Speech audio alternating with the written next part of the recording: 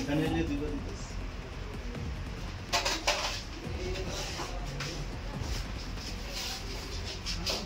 আমার এটা কত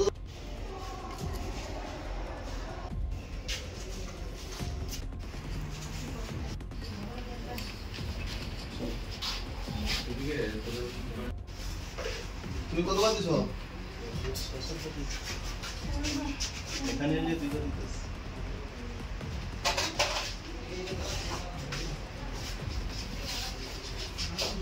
আমার এটা কত